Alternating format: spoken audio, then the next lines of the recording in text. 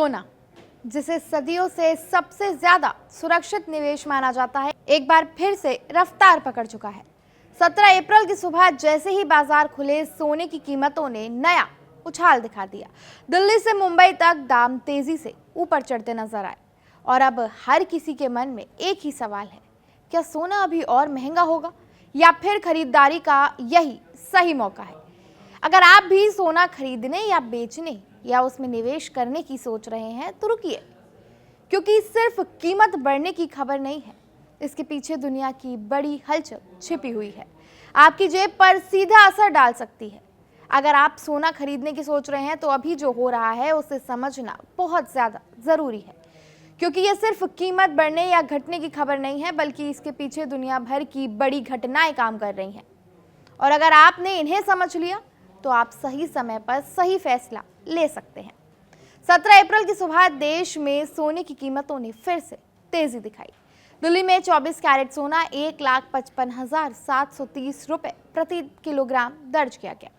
मुंबई में भी कीमत लगभग यही रही, 1,55,580 रुपए प्रति 10 ग्राम। अगर हम अलग अलग शहरों की बात करें तो थोड़ा सा फर्क जरूर नजर आएगा। दिल्ली में 24 कैरेट सोना 1,55,730 रुपए पर है, वहीं 22 कैरेट 1,42,560 रुपए।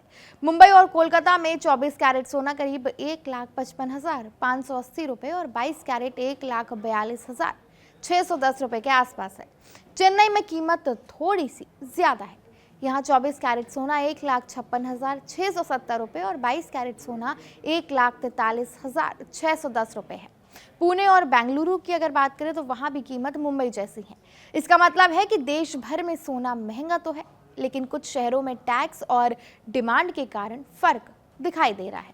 अब यहाँ एक सवाल उठता है कि आखिर ऐसा क्यों हो रहा है? तो इसका सीधा सा जवाब भारत के अंदर नहीं बल्कि पूरी दुनिया में छिपा हुआ है। सोना एक ऐसी चीज है जिसकी कीमत ग्लोबल लेवल पर तय होती है।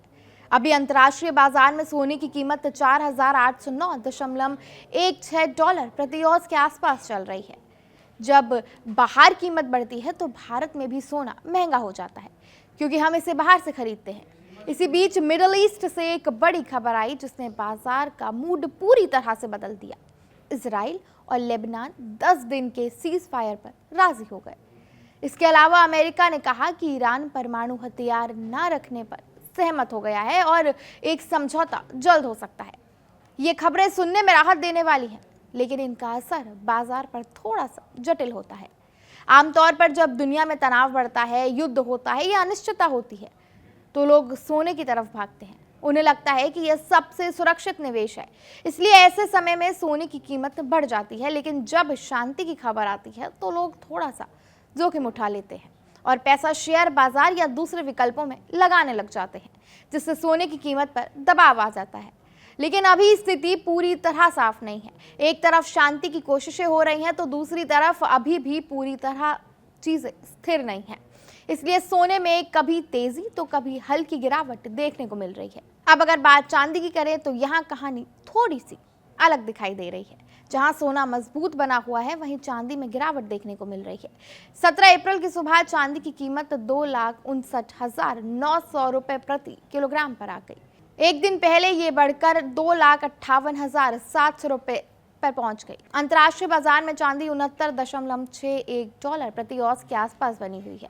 इसका मतलब यह है कि चांदी ज्यादा तेजी से ऊपर नीचे हो रही है और इसमें अनिश्चितता ज्यादा है।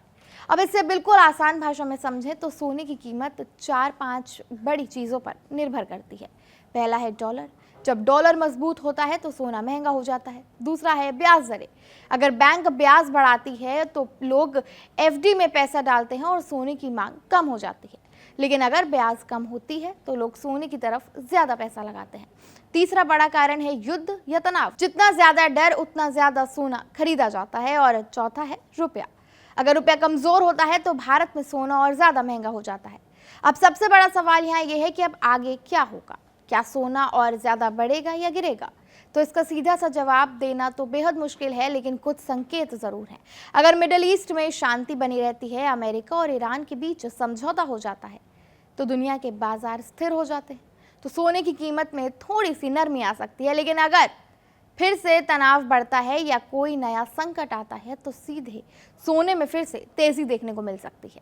इस वक्त आम आदमी के लिए सबसे ज़रूरी बात यह है कि वो जल्दबाजी में फैसला ना ले। कई लोग कीमत बढ़ते ही डर जाते हैं और जल्दी जल्दी सोना खरीदने लगते हैं या गिरावट आते ही बेच देते हैं। ये तरीका सही नहीं है। अगर आप सोना खरीदना चाहते हैं तो थोड़ा थोड़ा करके खरीदें, लंबी अवधि के लिए सोचें और सिर्फ सुनकर या अफवाह पर निवेश ना करें।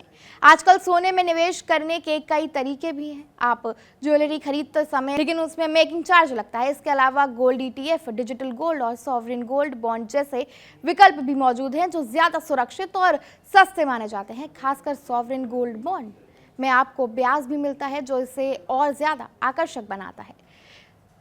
एक बात हमेशा याद रखनी चाहिए कि सोना हमेशा ऊपर ही जाएगा, ये सोच गलत है।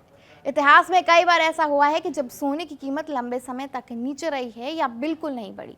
इसलिए इसे जल्दी पैसा कमाने का जरिया नहीं समझना चाहिए। ये एक सुरक्षित निवेश जरूर है, लेकिन धैर्य मांगता है। अभी भी ट्रेंड यही बताता है कि सोना मजबूत है, लेकिन इसमें उतार चढ़ाव भी काफ़ी ज़्यादा है। हर दिन कीमत बदल रही है, इसलिए ये समय थोड़ा सा सावधानी से चलने का है। अगर आप ध्यान से बाजार को देखते रहेंगे और समझदारी से कदम उठाएंगे तो फायदा ज्यादा हो सकेगा। अंत में यही कहना सही होगा कि सोना सिर्फ एक धातु नहीं है, यह दुनिया की राजनीति, अर्थव्यवस्था, डर और भरोसे का मिक्सचर है। इसकी कीमत सिर्फ बाजार से नहीं बल्कि दुनिया में क्या हो रहा है उससे तय होती है।